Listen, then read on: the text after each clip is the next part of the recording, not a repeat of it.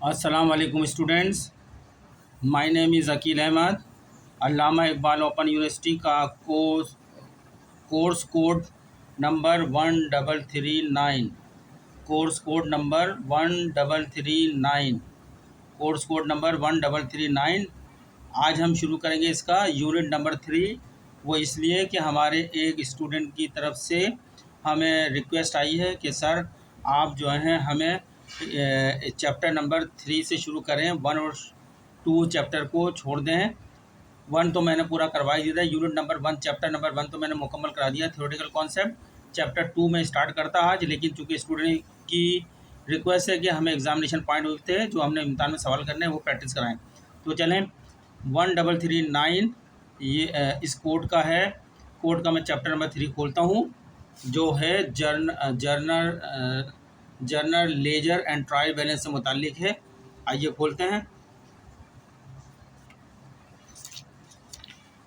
ये unit number 3 आपके सामने नज़र आ रहा है, आपको इसकी हेडिंग नज़र आ रही है, जर्नल रोज़ नामचा लेजर खाते एंड ट्रायल बैलेंस, और उनकी एक्यूरेसी चेक करनी है लेजर अकाउंट के बैलेंसेस की डेबिट एंड क्रेडिट फॉर्म के अंदर।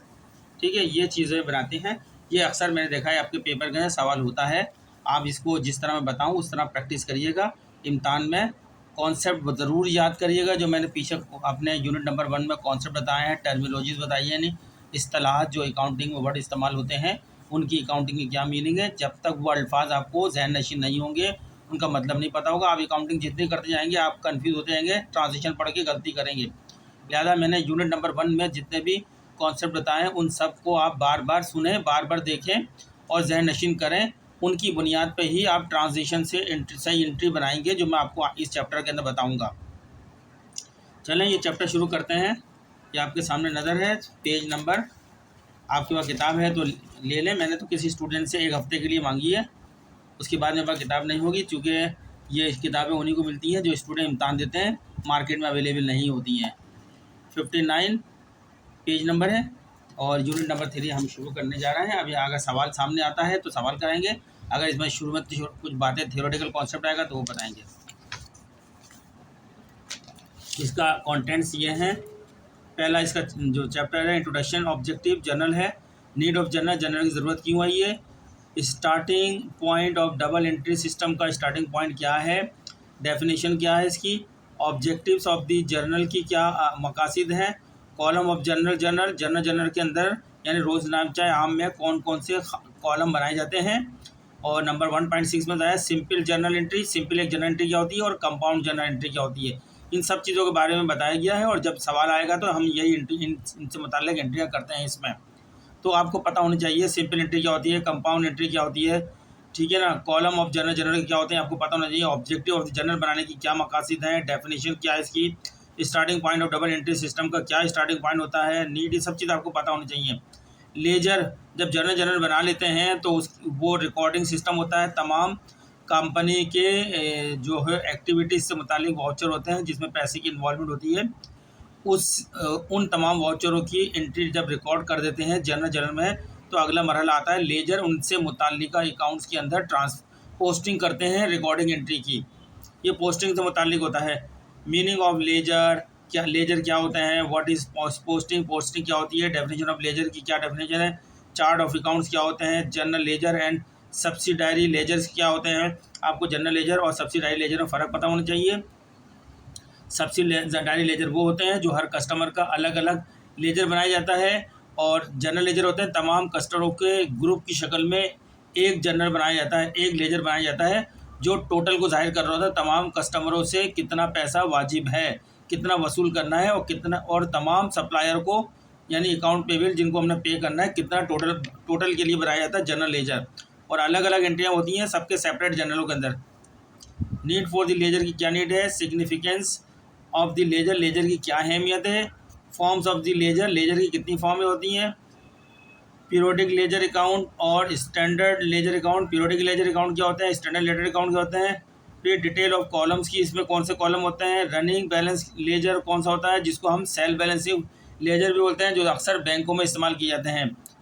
डिटेल्स ऑफ कॉलम, इनमें कौन से कॉलम इस्तेमाल होते हैं, पोस्टिंग किस तरह की जाती है, इलस्ट्रेशन नंबर 1 इसके अंदर आएगी, वो हम समझेंगे। इसका illustration balancing of account, accounts की किस तरह बैलेंस किया जाता है ये बताया जाएगा इसके अंदर। नंबर इसका 4 पॉइंट इसके अंदर द ट्रायल बैलेंस, जो आखिर में बनाया जाता है इस चैप्टर के, यानी एक्यूरेसी चेक करने के लिए, उसको बोलते हैं trial balance.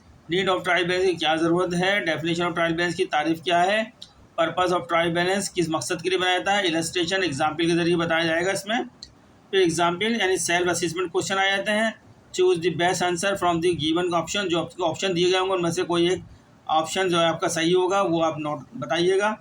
Match the statement in column, column के अंदर आपको स्टेटमेंट दिए होंगे उनको आपस में मैच करने हैं, ठीक है।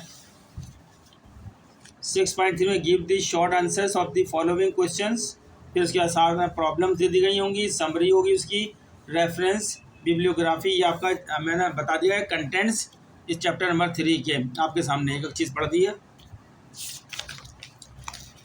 बोलते हैं थोड़ा सा पढ़ लेते हैं फिर सवाल करेंगे। इसकी इंट्रोडक्शन पढ़ लेते हैं।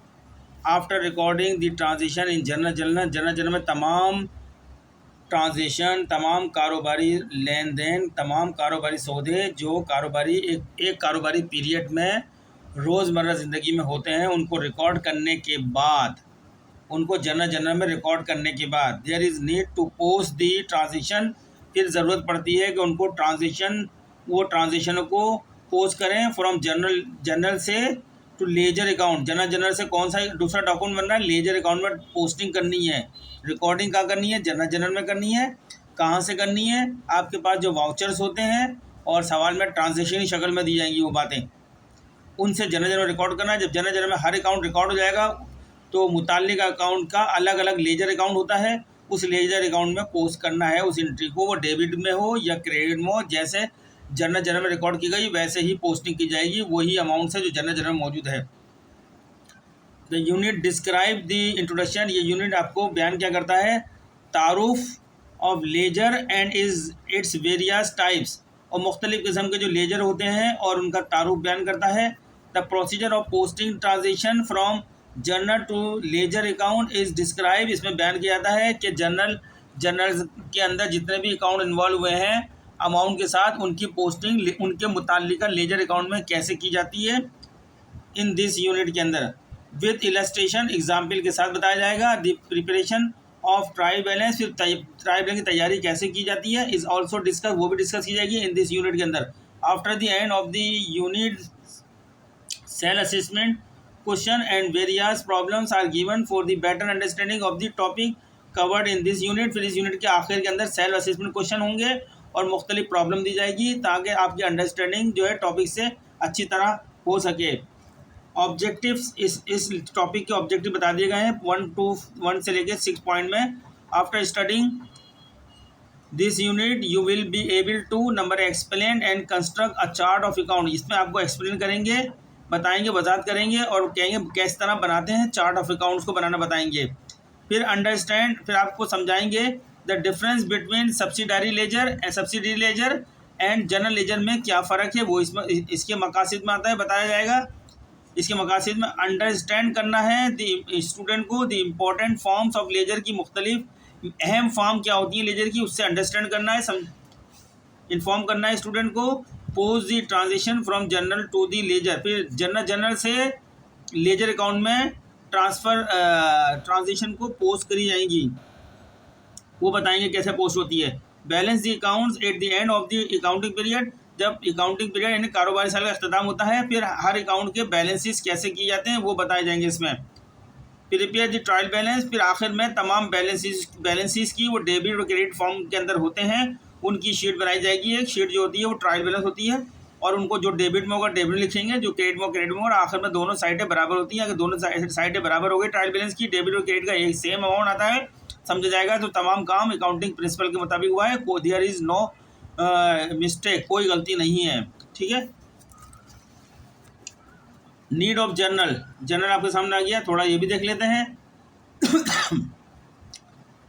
As illustrated in the previous section of this unit,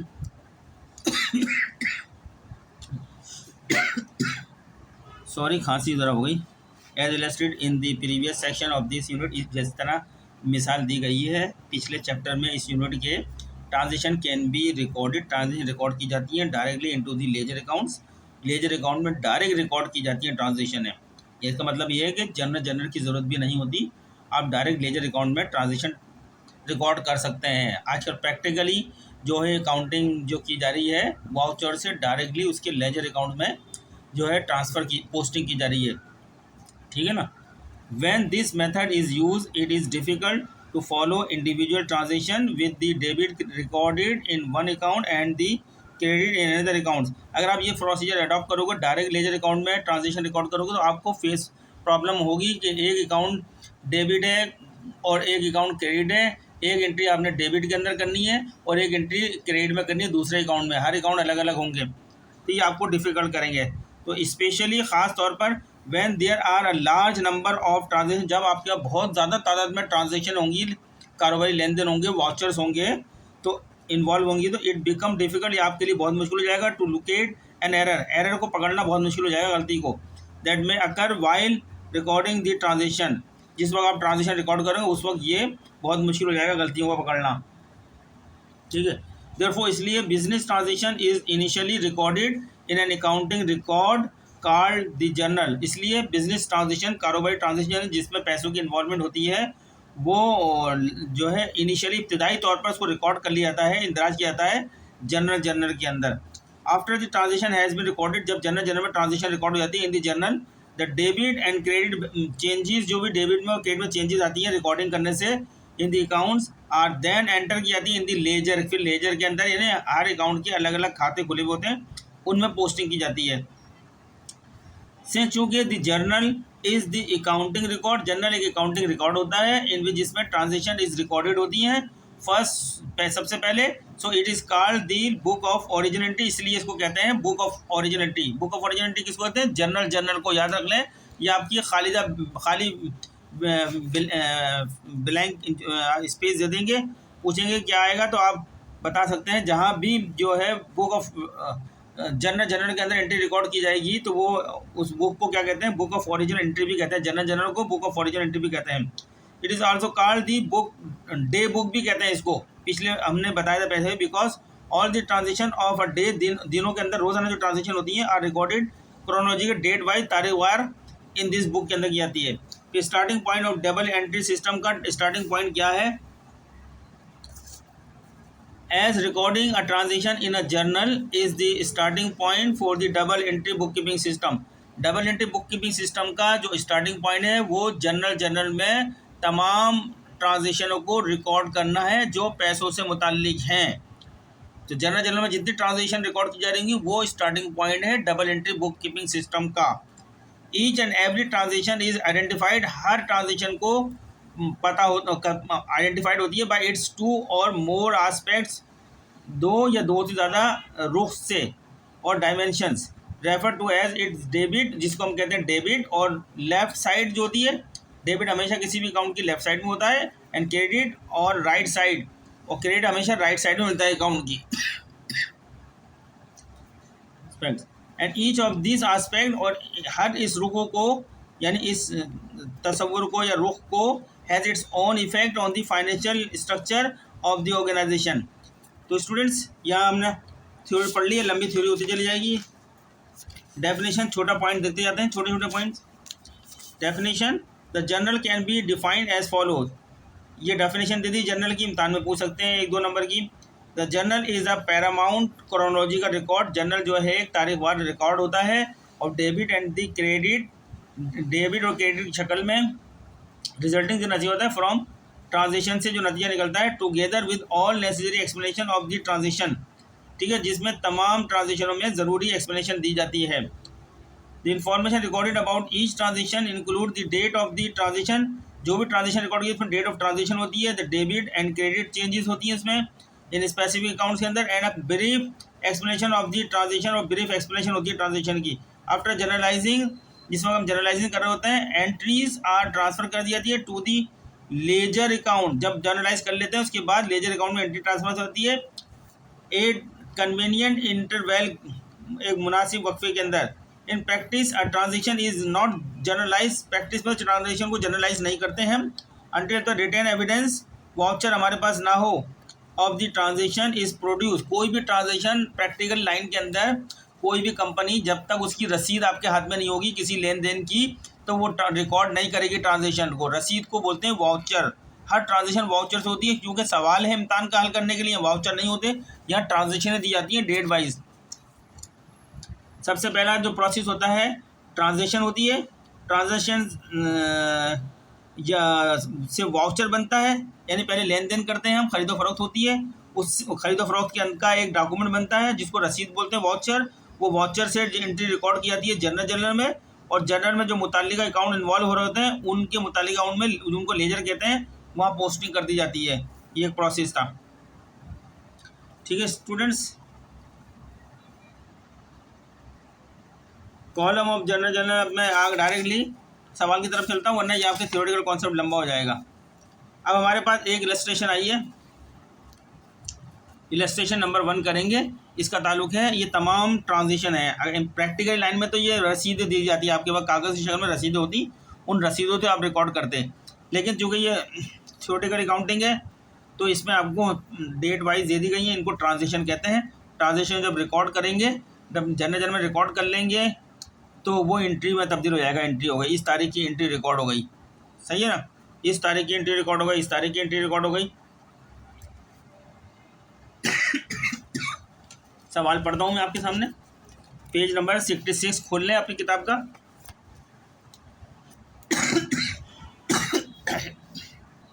चलें जी सवाल पढ़ते हैं। पिछले सवाल में मैंने कराए थे एक दो, कुछ जर्नल बनाया था, इतना आपको आइडिया होगा अगर मेरे लेक्चर देखे होंगे आपने। सवाल पढ़ते हैं। Mister Hamza after doing his BCom, mister Hamza ने अपना बीकॉम करने के बाद intended to start his own business, तो उन्होंने इरादा किया अपने बिजनेस, अपने ही खुद के कारोबार को स्टार्ट करने का। As he learn a lot about the printing press business, जैसे कि उसने जाना था प्रिंटिंग प्रेस बिजनेस के बारे में काफ़ी। ड्यूरिंग हिज इंटर्नशिप, जिस वक्त वो अपना इंटर्नशिप कर रहे थे, यानी अपनी तालीम मुकम्मल करने के बाद कहीं आर्जी तौर पर काम कर रहे थे, जिसको इंटर्नशिप कहते हैं, उसके अंदर आपने बहुत कुछ जाना था प्रिंटिंग प्रेस बिजनेस के हवाले से, लिहाजा वो करने जा रहे हैं printing press business. He could arrange only rupees 1,54,000, उन्होंने कारोबार शुरू करने के लिए, स्टार्ट करने के लिए 1,54,000 का इंतज़ाम करा। फ्रॉम इस प्राइवेट स्टेट, अपने जो है ज़ाती इस हालत में, ठीक है, टू स्टार्ट दिस बिजनेस, इस कारोबार शुरू करने के लिए। The transactions completed during his first month of business October 2018 are as, October 2018 जो उसका पहला महीना है कारोबार का, इसमें जो ट्रांजेक्शन है वो नीचे दी जा रही है डेट वाइज, तरतीब वाइज, सीरियल नंबर दे लो या डेट। अक्टूबर का ये महीना चल रहा है, ये पहली तारीख है अक्टूबर की, ये 3 तारीख अक्टूबर की, ये 7 तारीख है, ये 8 तारीख है, ये ठीक है अक्टूबर की 8 तारीख है, 10 तारीख है, 13 तारीख है, 15, 19, 20 के बाद और तारीखें दी गई हैं आगे सवाल में, 25 तारीख, 31 तारीख, फिर 31 तारीख, फिर 31, ये इन सारे हो जाएंगे ट्रांजेक्शनें दी गई हैं। इन ट्रांजेक्शनों को आप अकाउंटिंग के रूल्स के मुताबिक, डेबिट एंड क्रेडिट रूल्स के मुताबिक रिकॉर्ड करेंगे। किसमें, कौन सी बुक में, जर्नल।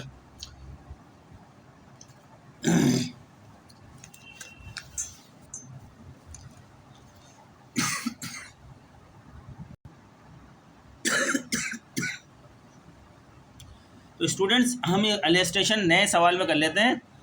इस सवाल का लंबा हो जाएगा, यहाँ तक जो मैंने कॉन्सेप्ट समझ लें। अब इस सवाल को मैं अगले लेक्चर में यहीं से इलस्ट्रेशन से पढ़ूंगा, ताकि आपके सामने पूरा सवाल आपके सामने सॉल्व करके दिखाऊंगा, समझाऊंगा भी। अभी मैं करूंगा तो बहुत लंबा लेक्चर हो जाएगा, आप उगता आ जाएंगे लेक्चर से। तो नेक्स्ट लेक्चर में मिलते हैं आपसे, तब तक के लिए अल्लाह हाफिज़।